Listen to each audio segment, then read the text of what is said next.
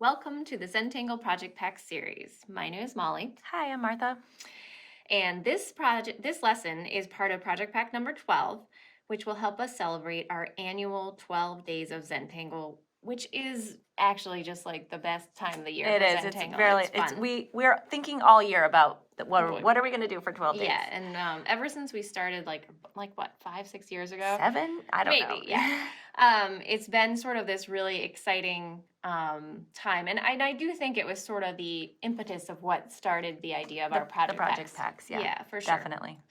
Every year we bring a different theme to this 12 days project, and this year's theme is the Zentangle Renaissance. Fancy. I know. And to learn more about Renaissance, you can watch the introductory video. We'll be working with the materials found in our Project Pack number 12 envelopes. Project Packs are available from some certified Zentangle teachers and on Zentangle.com. If you do not have a Project Pack, we always encourage folks to follow along with these lessons with whatever materials you might have at home. So be creative. We think you can do it. Yeah, and so we do definitely recommend watching the introduction first, so you can learn more about the tools and the kind of the exciting treats in the project pack. And the rest of the project pack videos can be viewed in any order. And here are the materials we're going to work with today. Awesome. So I am going to take out a Renaissance square tile, original 3.5-inch square tile.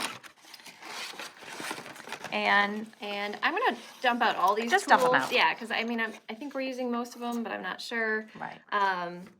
There's all kinds of fun stuff in here. I'm not sure if we're using the paint today. I don't we think so might on not this use tile. the paint, so you might But be able you know, to. you might use it on You your might tile. use it Yeah. later. Yeah. Where So I we're don't gonna think we're not going worry to about getting that ready. demo that.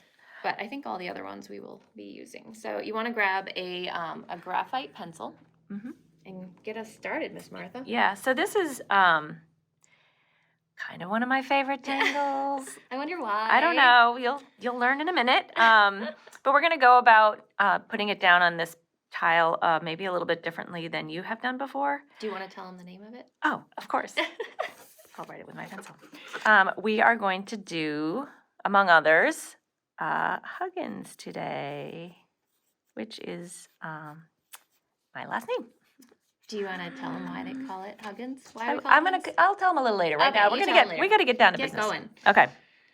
So in falling back onto our roots a little bit here, I am going to start this tile with some corner dots, which is part of our 8 steps of the Zentangle method, and It's nice to kind of. it really is nice to fall back on that because even the most seasoned tanglers hit a rut sometimes, or you just don't know how to begin, and this is always a way to just get something down on a piece of paper.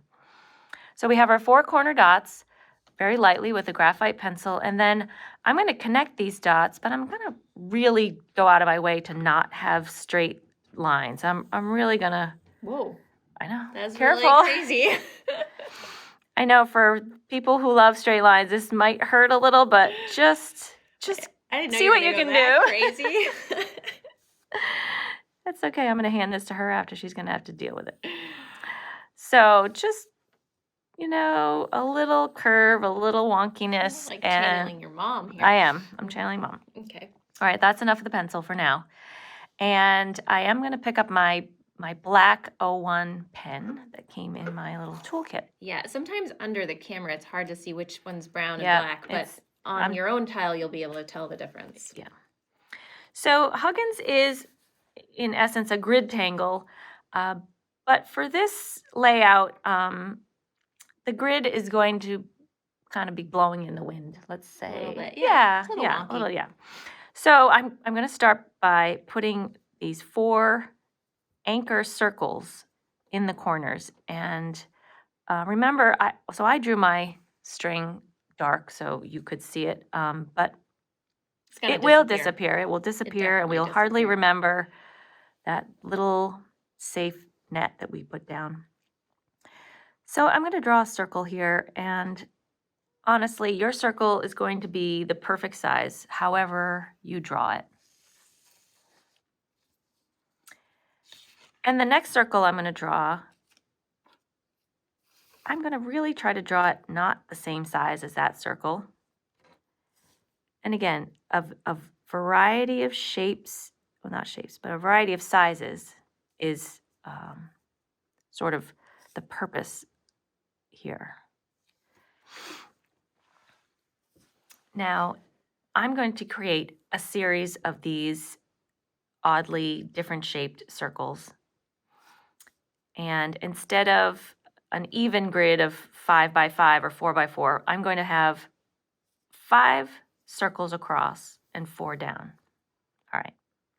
And the way we're going to figure this out is on the top, let's just focus on this top row. And I'm going to use my string as a guide and keeping in mind the idea of not having any one of my circles be the same size. I think I'll make it a little one here. Okay, there's a little circle here. And now I want to put one somewhere in the middle of these two on this string and one somewhere in the middle of these two. So this one's going to sit on top and it's going to be bigger here. And maybe this one sits lower and it's a medium-sized circle. And I'm going to do the same thing on this bottom string. I need to put 3 circles. So the first one will go in the center somewhere. I'll put a smaller one down here. And then another one on between here and another one in between here. Okay? I'm going to turn my tile once. And then on this row and on this row, I'm only going to add 2. So with that in mind, and following on my funny little string here, I'll put one here and one here. And I'll put one here and one here. So here we have our perimeter set up. And now all we need to do to complete the grid is to follow along. From here to here, I'll need to add 3 circles somewhere in this zone. And if it's helpful to put one in the middle, I'll do that. And then a smaller one here, maybe a really big one right there. And then the same here. 1, 2, 3, I need. Start one in the middle, maybe a bigger one there. And a smaller one there. Do a medium one there. So we have our sort of irregular pegboard of circles. And now in the classic Huggins way, we're going to link them all together. I'm going to start by focusing on this first column of circles, or orbs we like to call them. And the basic stroke of Huggins, if you've never done it before, and I'm going to show you on the back. If you had 2 circles like this, Huggins is the stroke of take off and land. So we're going to take off on the top circle with an arced line, and we're going to land on the bottom like that. And that's how we're going to link all of our orbs on this pegboard.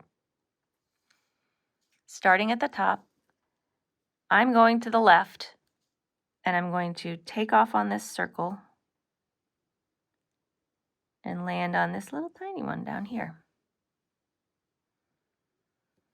And now I'm going to do the opposite of that, which ironically is almost as if it was on that pencil string. So instead of going to the left and hooking around, I'm going to go to the right. So I'm going to take off on the top and loop around and land on the bottom. Then I'm going to go on this side again, just like we did up here.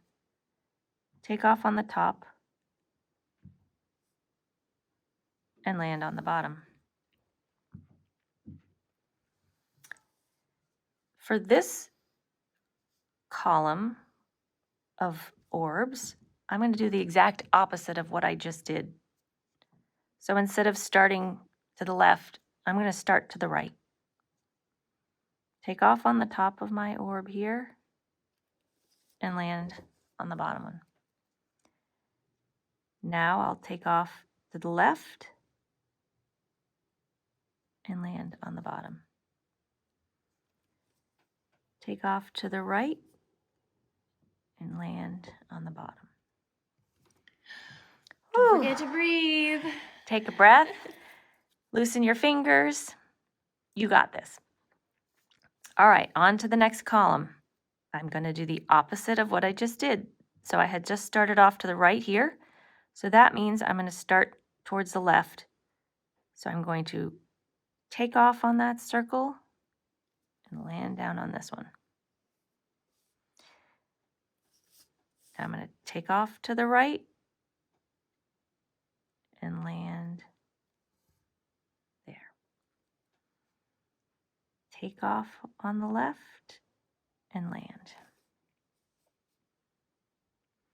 So you're starting to see this kind of exciting flow of lines here. All right, one more row here. I started to the left this way, so now I'm going to start towards the right and land on the bottom. Start towards the left, land. Start towards the right and land. And in the last row, we'll do the same. I started to the right over here, so I'm going to start to the left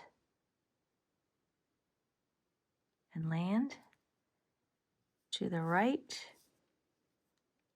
land, and to the left, land. And now, what do you say?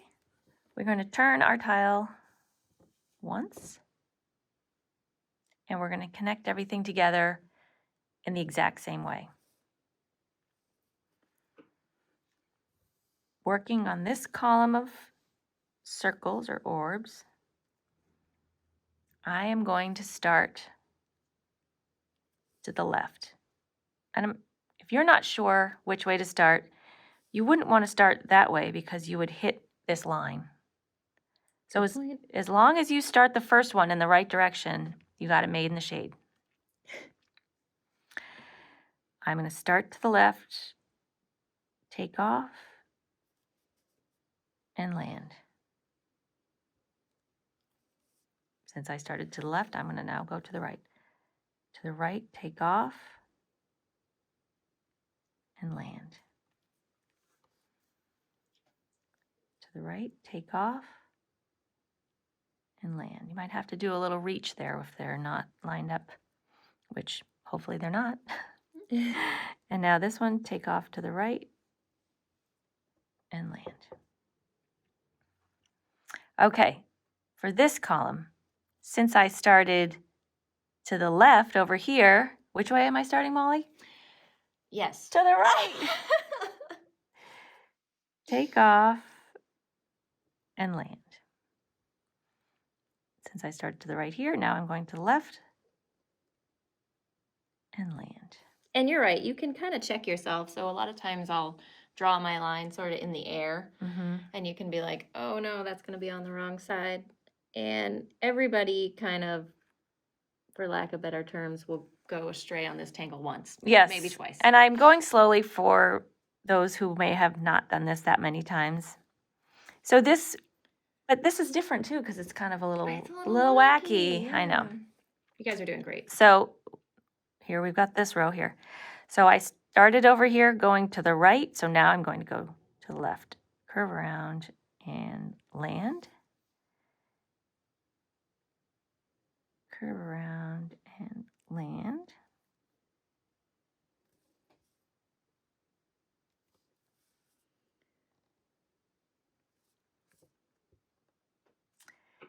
then here's the last one. Since I started going this direction, I'm going to start over to the right and land. Over to the left and land.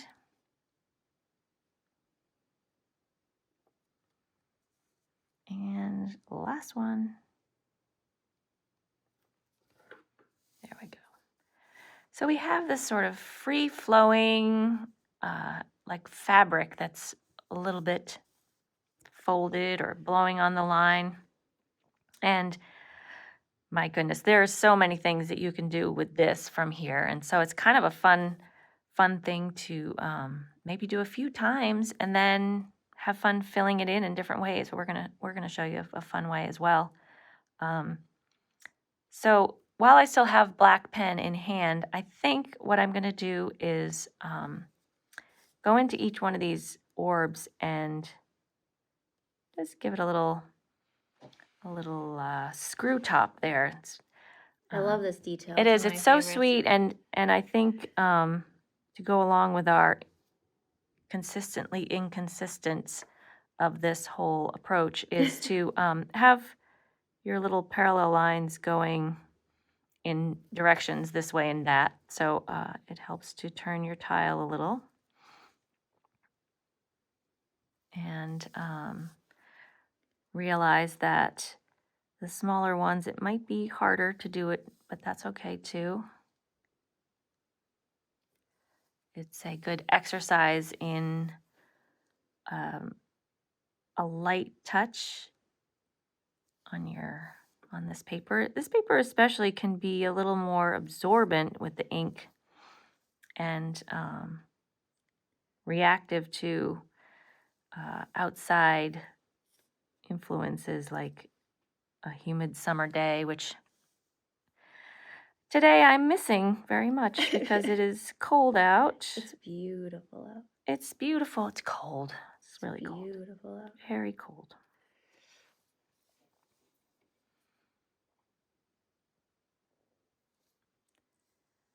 And again, you could add any sort of fun little embellishment in these little orbs here.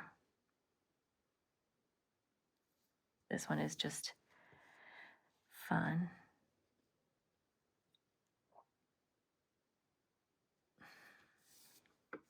So I think that's it for our black pen for a while. No, I'm gonna do something gonna with do black something pen. with it? Yep. Okay. Stop. My turn. All right. All right. Here comes Molly. All right. This is a detail I like to add every time I do huggins because it almost gives it a little breathing room for you to see the tangle in the end. So I always go back and do this to my huggins, and these are adding some auras. And so what I'm first going to do is I'm going to go around the outside of these huggins that are curved outside. So I'm going to do a full aura, nice and tight, around. I'm not going to do these ones. I'm just going to do the ones that are curving outwards. I'm going to go around. See, this one's curved out instead of inwards. It's the one that's like a telephone, old-fashioned telephone handle. I wouldn't know. Oh, boy. She didn't go there. Way back when I was a kid, we had these things that hung on the wall in our house, and they were connected to a wire. Oh, those Yeah, things. they had like this dial, even the fancy ones had push buttons. You don't know Yeah. about these things? Anyway, what she said. These, just a subtle aura all the way around. One more. Okay. So once I have those done all the way around, I'm now going to focus in on these shapes. And I'm actually going to be doing the same thing, but it feels different when I'm doing it on the inside.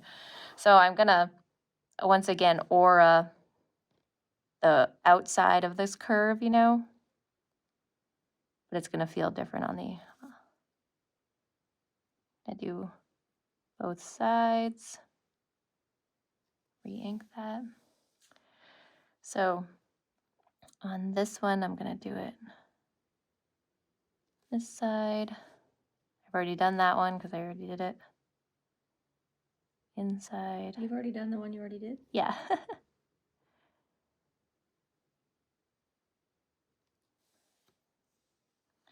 So basically what I'm doing is I'm adding the aura on, you don't want to add it on the inside here. I want to add it on the outside of that curved line.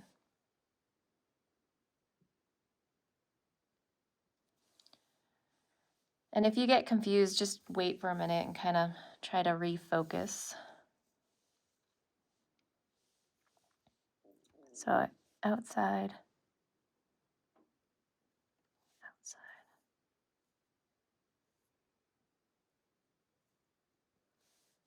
Side.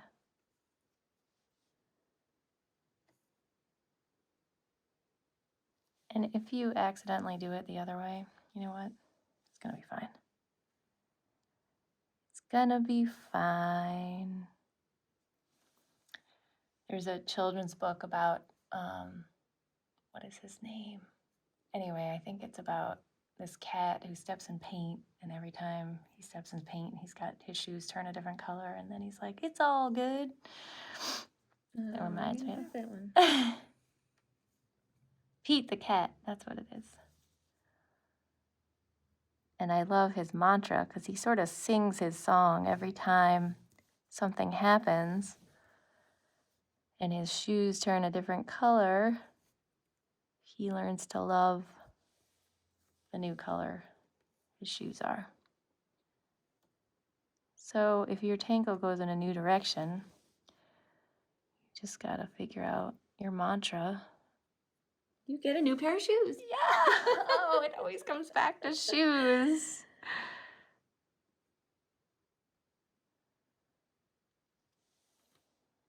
Here we go. Did I get all of them? So as you can see, it's kind of pulling together even just a little more by adding the auras. What do you think? Absolutely. It pops now. Yeah. And I sometimes like to go back and add a little weighting. It's up the to you. holidays. It happens.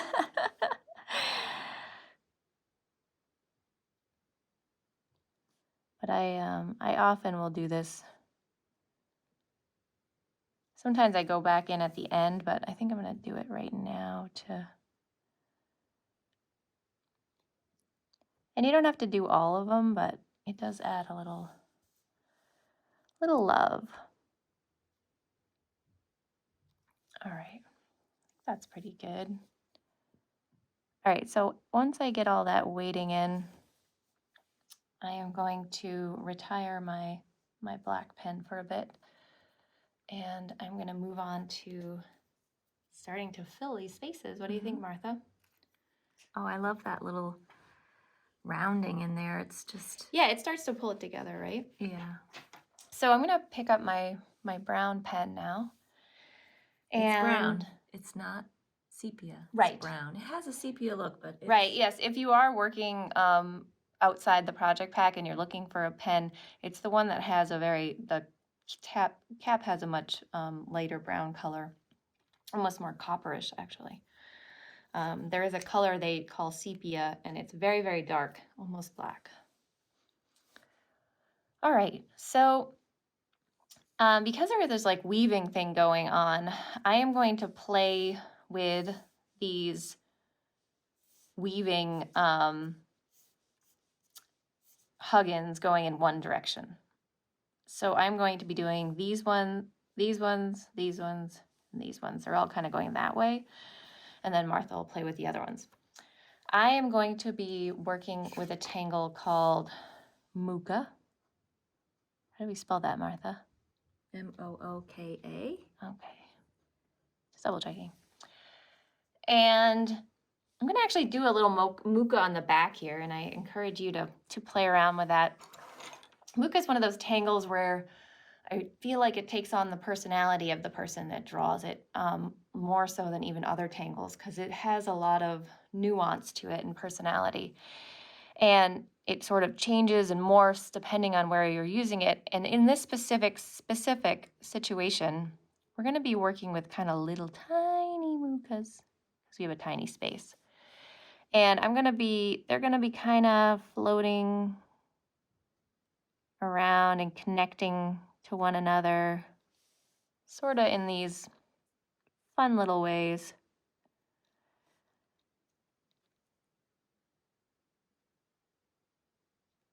And so here's a couple mukas. They're just these beautiful thin vines that come into these sort of bulbous shapes. So maybe you try a couple of them. And they don't have to be perfect. Playing around with how they can circle around and then come back down. Something like that. And they can have a little character, a little love. But basically, it's like focusing in on sort of the stem, the little stem, and this big sort of beautiful bulb that comes off the end. So play around with it a little bit, enjoy, and then let's see what we can do inside here. So I'm going to start off here, and my mukas are going to kind of grow underneath and it's keeping on this little.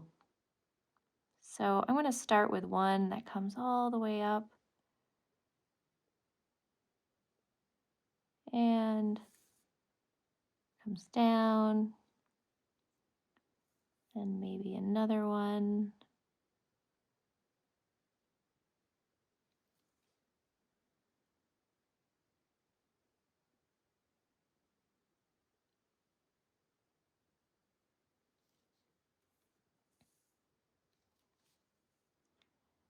Let's see. No specific rhyme or reason to how they are kind of growing. Just kind of trying to fit them in here and there. And then next one I'm going to go from here, and I'm going to go behind this. So just watch for a minute here. I'm going to go nice stem, and it's going to go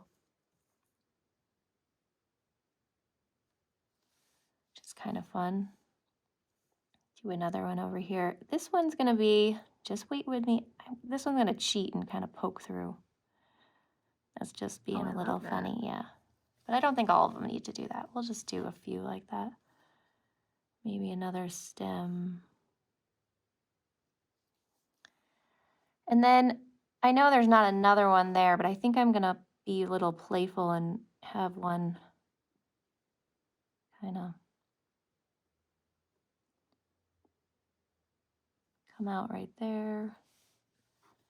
What do you think? Maybe one more?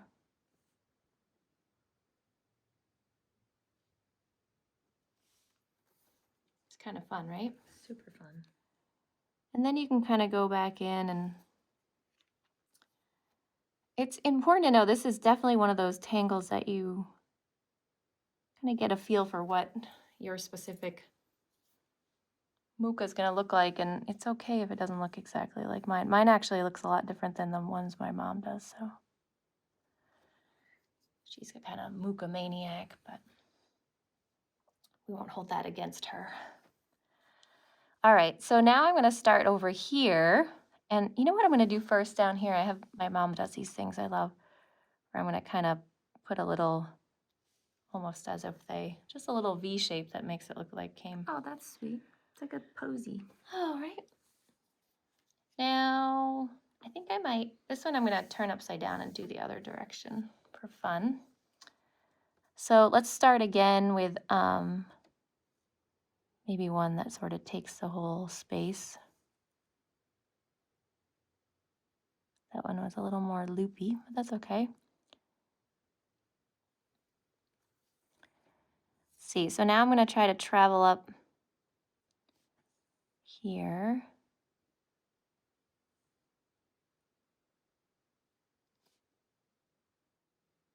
So once you kind of get the hang of like the spaces we're working in, you can kind of be a little more playful with maybe a couple of them getting, you know, breaking free, which is kind of fun. It's more effective if you have all of these other ones really confined and then a few of them that kind of just get loose, which is fun. Using that hollabah technique of having them come up behind Right? that piece of huggins. That Yeah, hug. the hug. Who's behind the hug? Just a little hug.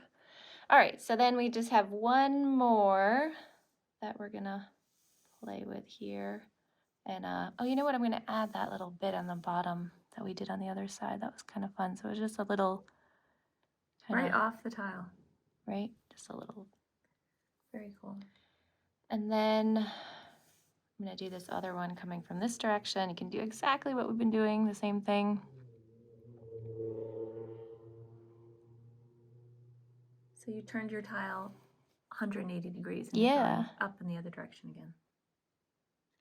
And we might have mentioned this whole like sort of trusting the process thing. So important because it's still, I mean, as you can see, our tile still looks pretty raw. And once we start to add, you know, more layers and shading, that's going to change, but you have to get to that part somehow.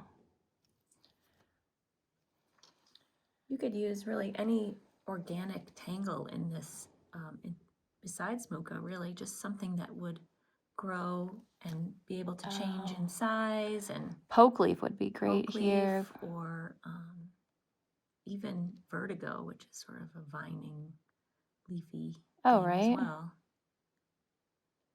Poke leaf. So practicing the sort of movement of muka is sort of this funny thing where you go up and you're almost drawing a full circle and then you come back to that vine and then just aura it back through. And maybe you can explore ones that, that's a funny one. That's okay though. It's pretty good. What do you think, Martha? We need any more?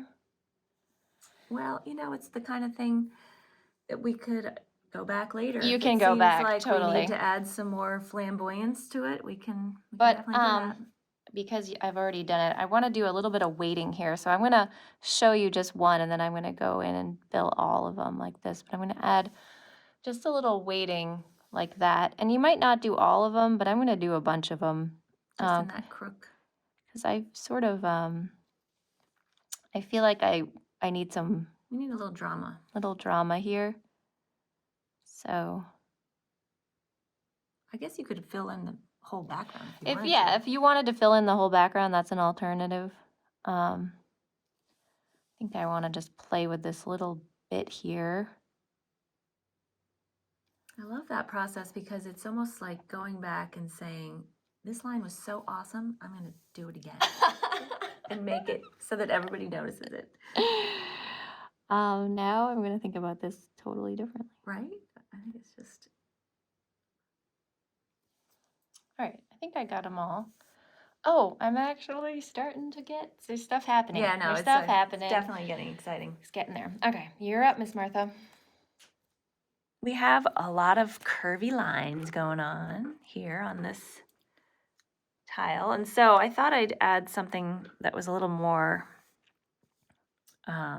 straight as a contrast. We like to put contrast in all of our compositions. So I'm going to add a tangle called duda, kind of newer tangle. It really. is, yeah, and it's actually so simple but so effective, like so cool. I love it. It's a great border. I believe it's do. D-A-H. Yeah. Do-da. Do. Maybe there's that there. Yeah. Duda. Like zippity doo. Like zippity doodah. Yeah, it's actually so hilarious. I love it. Okay, so I'm going to start out with these in my little hug shape here. And I'm going to begin filling here by just kind of defining the center with 2 parallel lines. So I'm going to put them as close as I can, like that. This kind of defines our space to work in. And I'm going to do that with all of these shapes. And I'm working where my hand is comfortable. I like to pull down. I have the most control. But maybe you draw your lines in a different perspective, whatever works for you. Of course, Molly went in my space here, so I've got to skip over that. That's what's so fun about doing the muka first, though. We're gonna get this neat sort of layering and playfulness. Oh yeah, absolutely. The basic duda is simply lines that never touch. So basically what I'm going to do is to create a series of parallel lines that never reach the end and never touch each other. And they start, so we'll start with one line, and you go about 2/3 to 3/4 of the distance to the next line, and then from this side, I've got 2/3 to 3/4 of the distance to that way. That's not very eloquent, but I'm not really sure how else to say it. So you go almost to the end and almost to the end from both sides. And you'd want to try to maintain a relatively equal aura spacing in between your parallel lines. And it's a bit of a, believe it or not, as insignificant as it might be, No, I didn't mean it that way. This one. it does take some focus so that you don't go all the way to the edge. And if you do, I bet you nobody would ever notice. And then I'm going to just do the same thing on the other side of the You're just gonna bar. duda. It's going to go duda.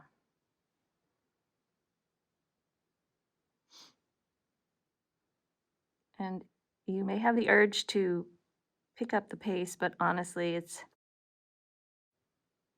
something to slow down, focus on a perfect stroke,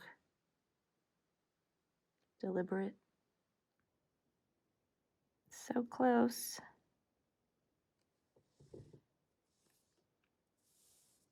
There, that's pretty zippity. Don't you think? I like it. All right, let's add some fun to this. Yeah, let's get All going right, with some shading. grab Ready? some pencils. Yeah, let's do this. I am going to start, I'm going to be using a combination of this brown pastel chalk pencil, a graphite pencil, and my General's charcoal white. And I have 3 tortillones, one for each. Well, that's pretty lucky. I know. And let's do a little marking of our tortillones. You don't have to do this, but I'm gonna take one and I'm gonna, with my brown pencil, and I'm gonna put just a little brown star on it. Just for now, we'll see what happens. The brown often gets all muddied up, but I'm just gonna do that for fun.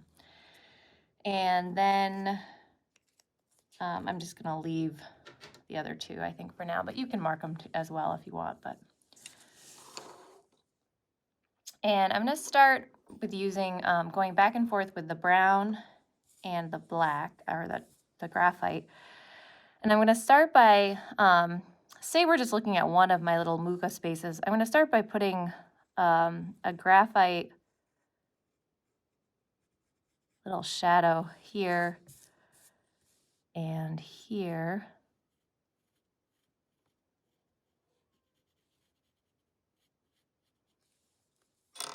And with this pastel chalk pencil, I really, I like to get a softer line, so I'm sort of wishing it was a half-size pencil. But I want to just add a little bit to the edge here But I want to add a nice soft line, and I'm trying to preserve that white where my aura was, just to leave that.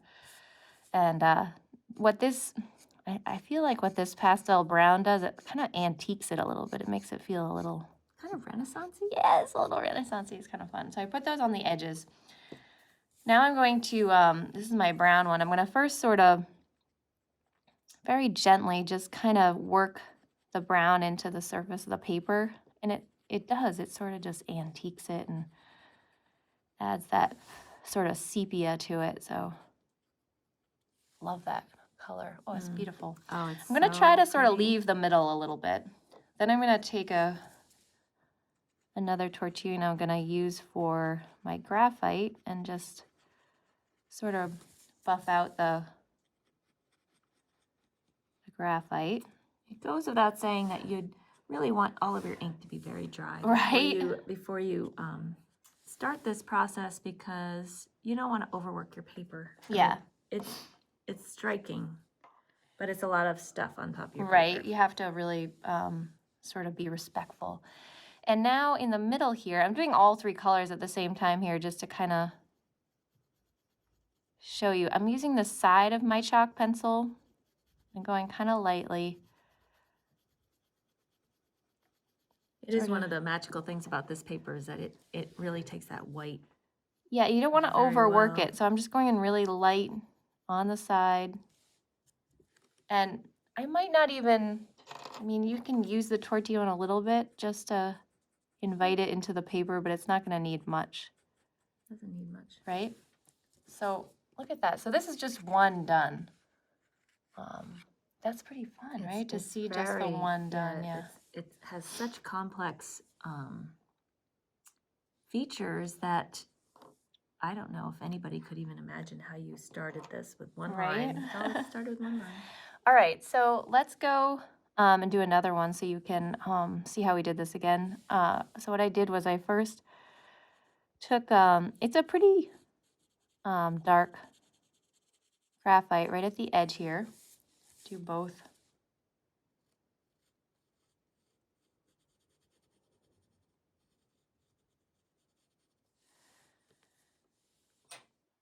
And then again with my brown pencil, I'm going to go very carefully to the edge, trying not to put down too harsh of a line. I'm just putting down a nice soft line. So many different ways you could shade this. So this is just sort of inviting one way. And then again, sort of buffing out that brown.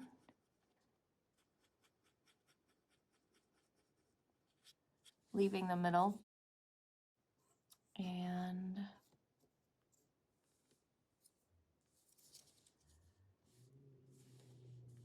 buffing out the graphite. And you might even just like it like that. That does look very pretty too. So you might say, oh, I enjoyed it. I don't want to put the white on there, but I like the white a lot. So, Or you could do white on every other one or something. yeah. And again, it might not need much from the tortillon. So pretty. Love that. All right, so we're going to go ahead and do all of our mukas. All right, so I got all my shading in here. I got all my white in here. I think I'm good with the mukas. I think actually I'm going to add a little bit of shading on the outside here, sort of where these. As if there was another one. Yeah. Yeah. I see Sort of that too. coming That's there. really cool.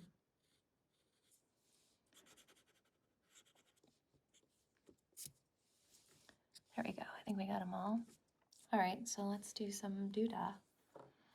All right. As this one maybe goes under that one with the side of my graphite pencil. Yeah, nice dark shadow. That's nice. I'll do it on both sides of this one and you can see what it looks like. Again, you have your own stuff going on your tile, and you might be seeing an opportunity that just can't be denied. And Don't we all have our really, own stuff, Martha? I know, and I really, really welcome you to respond to what you see, and if you have some strong tangling intuition, you should just go for it. I might just add a tiny bit of white down the center, just kind of, just a little highlight, That's cool. not covering the whole, do I have the right tortillon? Yes. I'm not covering all of the brown, just, and it's not even as much as what Molly had, just a hint of brightness. And Right. so I'm going to do that on all of these. Again, shading it's all about confidence, right? Don't be afraid of it. It's pencil and paper, and you know, you can always add more, and you can always try again the next time. There's another tile waiting for you. There's another time. And often with shading is that if you take that tile and look at it sort of arm's length away, you can sort of be like, oh, I totally can add more graphite here or more charcoal here and whatever to really help bring out whatever it is you're trying to do. I'm being so careful not to touch that beautiful band that's left. It does really help the aura that we put in initially sort of tightens it up. And Now this is truly an example of using a tangle as what we call a reticula. So you could take this this Huggins and fill it with any number all of kinds goodies. of fun Yeah. stuff, right? Yeah. I'm wondering if when we add a little white to some of those mukas that are like astray to like accentuate them. Well, we could. Maybe, Sure. Like maybe some of these. Oh yeah. Just to make Just them a little pop bit, out. right? Yeah. Oh, that's cute.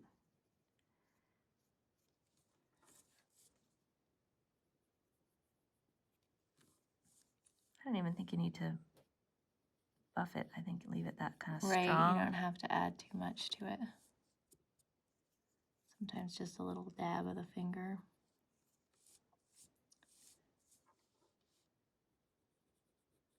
So these ones that kind of got loose, almost like they needed a little recognition. Right? Well, I just feel like they work so hard to be rebels. Takes a lot of bravery to do what they've done. And True. Adding a drop. Yeah, just a little shading behind them. Makes them just pop a little bit more. Is that all of them? Yeah. Yeah. Well, I was thinking, we have this pen here in our little kit that maybe we just do one more little. Forgot about this guy. Oh, come on. Sorry. Okay. So you have a little white jelly roll, and especially with a brand new pen or a pen that's been sitting, it's kind of good to get it rolling. So I'd like to do some squiggles on the back or on a spare piece of paper, but thought it might be fun to brighten up these little screw balls here in the corners. And I thought I would just add a little bit of white. Yeah, that does really make it pop. Really, remember the white stays wet, so as you're working. So work in one direction, and with a jelly roll pen, the lighter the touch, the more ink you'll get out of it. Little one, you probably just need a little dot. Yeah. Maybe not even. The black ink will kind of hold its own. Just a little dot like that. Oh, that's like really pulling it together. Love it. The suggestion of color. That's all you need. That last little detail that'll bring it all together. The white jelly roll. Yeah, kind of helps. It helps the white charcoal. Totally. Complement. That looks awesome. It's very pretty. I'm just noticing a little. I wanted to add shadows here and there. So work your way around your tile, kind of figure out this way and that. Sometimes after a Renaissance tile, I like to go back in and blacken things up, but ours actually, I think it looks pretty good. You also have to know when to walk away. You Molly. You have to know when do? to stop. Gotta know when to hold them. All right, so I think that's pretty awesome, Yeah, actually. it's good. Nice teamwork. Good job. Good High job. five. Woo! All right, team. Have fun with this. Enjoy the Renaissance. Enjoy the process. Trust the process, and go out and do another tile. Thanks for joining us Thanks for today. joining us. All right. See you later. Bye. Bye.